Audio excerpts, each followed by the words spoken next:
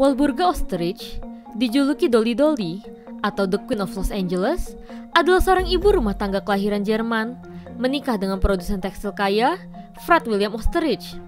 Dolly Dolly menjadi terkenal karena penembakan kematian suaminya dan juga karena ia menyembunyikan selingkuhannya, Otto Sandhuber, di loteng rumah yang ia tinggali bersama suaminya selama 10 tahun. Dolly Dolly lahir dengan nama Walburga Korschel pada tahun 1880 dari orang tua imigran Jerman. Tidak jelas apakah ia sendiri lahir di Jerman atau apa ia lahir tidak lama setelah orang tuanya tiba di Amerika Serikat. Ia dibesarkan di Milwaukee, Wisconsin, di antara komunitas sesama imigran Jerman. Pada usia 12, Dolly Dolly bekerja di pabrik tekstil milik Fred William Ostrich, seorang imigran Jerman lainnya yang sukses dan sering mempekerjakan sesama imigran di pabriknya. Dolly Dolly adalah gadis yang menarik dan juga karismatik yang memiliki banyak teman di antara para pekerja pabrik. Ia dengan cepat menarik perhatian Fred dan keduanya menikah ketika Dolly Dolly berusia hanya 17 tahun. Sebagai istri Fred, Dolly Dolly tetap populer di kalangan pekerja suaminya dan seringkali menyelesaikan perselisihan pemburuan secara damai dengan bertindak sebagai perantara. Berbanding terbalik dengan Fred yang tidak begitu disukai. Sejak awal pernikahan, Dolly Dolly dikabarkan telah mengundang banyak kekasih ke rumahnya pada siang hari saat Fred bekerja di pabrik. Pada tahun 1913, ketika ia berusia 33 tahun, Dolly Dolly diperkenalkan dengan Otto Sandhuber, seorang tukang jahit berusia 17 tahun yang bekerja untuk suaminya. Ia mengundang Otto ke rumahnya untuk memperbaiki mesin jahitnya. Dan dari sanalah mereka memulai hubungan perselingkuhan yang intens. Untuk menghindari kecurigaan dan juga desas-desus dari tetangga, pada tahun 1918, keluarga Ostrich pindah ke Los Angeles dan Dolly Dolly setuju untuk pindah dengan syarat bahwa ia yang akan memilih rumah baru mereka. Dolly Dolly sengaja memilih rumah yang mempunyai ruangan di loteng yang pada saat itu jarang ada di Los Angeles. Otto entah bagaimana setuju untuk pindah untuk tinggal di loteng kediaman Ostrich sebelum seluruh keluarga Ostrich bisa sepenuhnya pindah. Dari sanalah perselingkuhannya dengan Dolly Dolly dilanjutkan. Pada tanggal 22 Agustus 1922, ketika Otto mendengar Dolly Dolly dan Fred berkelahi dari loteng tempat tinggalnya, ia masuk ke ruangan tempat keluarga Ostrich yang sedang bertengkar. Ia mengacungkan 2 pistol. Fred mengenali Otto dari pabrik dan menjadi sangat marah. Kedua pria itu berkelahi dan seketika senjata ditembakkan. Fred tertembak yang membuat Otto serta Dolly panik. Otto mengunci Dolly di lemari dari luar, membawa kunci dan senjata bersamanya ke loteng.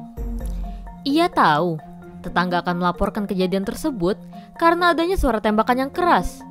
Harapannya, dengan cara ini, Dolly Dolly akan memiliki sebuah alibi. Ia tidak mungkin menembak suaminya jika dirinya dikunci di dalam lemari. Ketika polisi tiba, Dolly Dolly memberitahu mereka tentang perampokan di mana perampok itu menembak Fred, mengambil beberapa barang mahal, dan kemudian menguncinya di lemari sebelum melarikan diri. Polisi agak curiga dengan cerita tersebut, tetapi karena tidak dapat membuktikan bahwa itu tidak benar, mereka membebaskan Dolly Dolly. Sekarang, Dolly Ostrich menjadi seorang janda. Ia pindah ke rumah baru dan melanjutkan hidupnya. Orang akan berasumsi bahwa ia dan Otto akhirnya bisa membuka hubungan mereka, memungkinkan Otto untuk memiliki kehidupan normal. Tetapi sebaliknya, ketika Dolly pindah, Otto malah secara sukarela tinggal lagi di dalam lotengnya. Otto Sandhuber juga menuliskan dan menerbitkan beberapa cerita di surat kabar, dan dengan uang ini ditambah beberapa recehan sana-sini dari Dolly, ia akhirnya membeli mesin tik untuk terus menulis. Sementara itu, Dolly berhasil mendapatkan kekasih baru, seorang pengacara bernama Herman S. Shapiro. Tetapi, seperti suami pertama Dolly, Shapiro menghabiskan waktu berjam-jam sibuk karena profesinya. Datanglah Roy Klum, kekasih lain Dolly. Dolly membujuknya untuk membuang pistol yang dulu pernah digunakan untuk menembak Fred. Dolly mengatakan pistol itu mirip dengan pistol yang dimiliki oleh banyak kriminal di Los Angeles dan harus dibuang karena ia tidak ingin mereka mendapatkan masalah. Klum melemparkannya ke lubang pembuangan di La Brea. Dolly juga sempat membujuk tetangganya untuk menguburkan beberapa pistol lain yang ia miliki. Ketika Dolly akhirnya putus dengan Clum, beberapa saat tersebut, Clum pergi ke polisi untuk melaporkan hal tersebut. Pistol diangkat dari lubang pembuangan dan Dolly ditahan. Tetangganya menggali senjata lain dan membawanya ke polisi.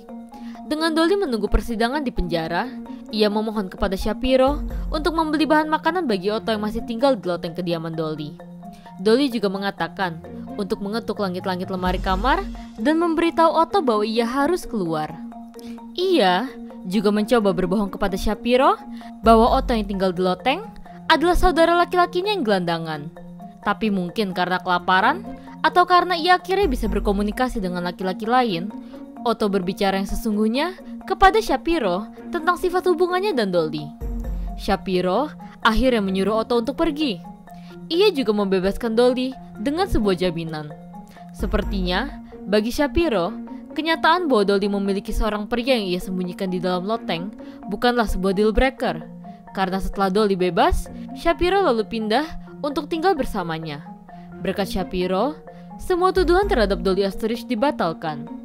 Tetapi sayangnya, itu hanya bertahan sampai 7 tahun kemudian ketika hubungan antara Dolly dan Shapiro hancur dan tidak dapat diperbaiki lagi.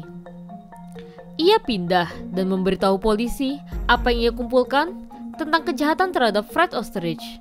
Surat perintah dikeluarkan untuk Dolly dan kali ini Otto juga. Juri memutuskan Otto bersalah atas pembunuhan. Bahkan setelah Otto mempunyai pembelaan yang menyatakan bahwa Dolly telah memperbudaknya. Persidangan tersebut dikenal sebagai kasus Batman karena Otto telah disekap di loteng yang mirip seperti gua terpencil. Namun demikian, karena adanya batasan tahun yang telah habis untuk undang-undang pembunuhan, Otto harus tetap dibebaskan. Dolly Oesterreich diadili atas tuduhan konspirasi, tetapi juga akhirnya bebas. Dolly akhirnya meninggal pada tahun 1961 di usianya ke-80.